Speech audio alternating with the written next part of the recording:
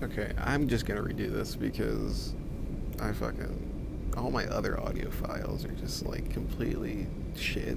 So yeah, this is I guess audio log. What episode one? Season one? No. Yeah, just I guess I'm gonna call it Alice because you'll see. I guess.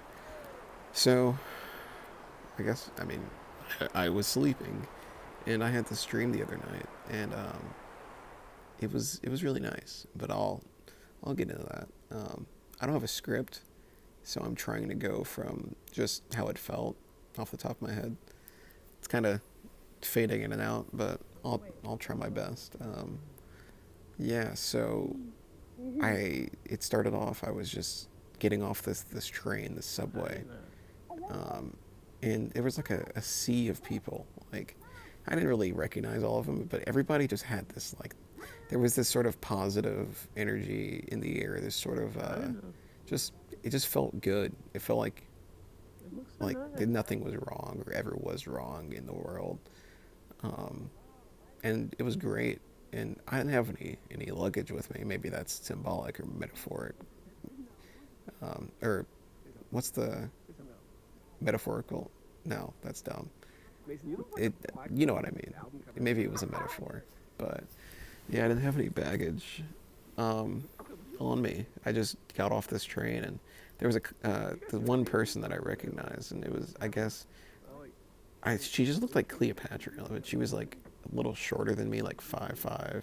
I mean, I'm 5'8". I mean 5'9". You know, basically 5'9". But anyway, she was like okay, maybe like 5.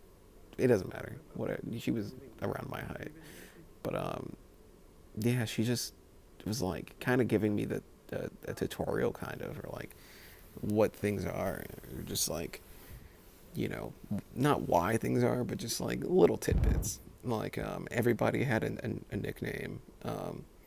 Like her twin brother, was called the Victim. I don't know why. I thought it was a little insensitive in the dream. I was like, that's not insensitive, but like kind of weird. I was like, that's a little awkward. But I guess she explained it in a way that made me, I guess, relieved that it wasn't because he like I don't know was targeted or whatever. But it was just silly. It wasn't really anything to think about. But I didn't ask what hers was. I was just kind of just like you know how you're in like a crowded area. You have to keep moving. Like you're getting kind of pushed. But I wasn't being pushed. But I just felt like I needed to keep moving. So we just were walking, and it opened up into this like courtyard area. But it was like super flat lands all around. Like there was a few buildings in the middle, but I wasn't really looking there. I was just like kind of like not really like it didn't feel like I was drunk at all, but like my perspective just wasn't focused on the surroundings. I was just there, you know, trying to enjoy as much as possible. But the best I can describe it is the grass was like super, like it looked like wheat, like short wheat, like if wheat was grass height, and it was just flowing. So like a wind was flowing through it, and um, it felt like fall, like it was very autumnal and just fallish. The trees were turning colors. It just felt right. It just felt like when you're in school and you're out for the summer pretty much, and it's kind of getting to a close, but you still have like a few weeks left before you have to go back. You start your senior year or whatever, or you're finishing high school, whatever. I don't know. I've been out of school forever, but you get it anyway. So they mentioned that, or I noticed that so I'm like pretty self-aware this whole time. I'm like, I don't know the word. It escapes me. I don't know the word, but I was just lucid dreaming pretty much, but it wasn't planned. But I just felt like I was aware of just basically like I was there myself, just in a different world. And I noticed that my skin was flickering. It was like multicolored static, and I was like, oh, that's not good. But the Cleopatra woman told me that as long as I point towards something that is normal, then I'll stay. I won't fade away. And I was like, oh, that's cool. And so I tried it. It worked. So I'm walking. I'm making my way downtown. I'm making my way downtown. Something. Anyway, I'm walking. When you walking. Anyway, I gotta stop. So I am progressing towards, I don't know, like this like almost like it felt like a college campus. Like I'm sure all my tech school friends know what I'm talking. It felt like tech school, like Shepherd Air Force Base, like super flatlands, like purgatory kind of. It felt like purgatory, and I don't know what kind of symbolism that is, but to me personally. But I fucking hated tech school. It was anyway. I'm not gonna get into that. I'll get into that some other time. But yeah. So I'll be walking, and I noticed this tree for some reason. It's just a normal tree. There was nothing special about it. If anything, I think it was naked, and there was nothing on it. And I just stare at it. I look it up and down, and then I notice that I'm fading. I'm flickering. Go ahead. Like TV static. Like I'm being just like beamed into this world. And so I see a railroad track that I'm about to, go on. Maybe it was like a trolley track or something.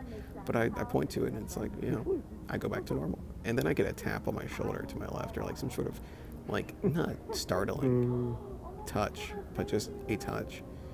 And I look over, and I see this woman who I just immediately realize is my partner. But I don't remember what she looks like. But I think she had brown hair. She was wearing like a sundress, but she was pushing a stroller, which is the important part, by the way.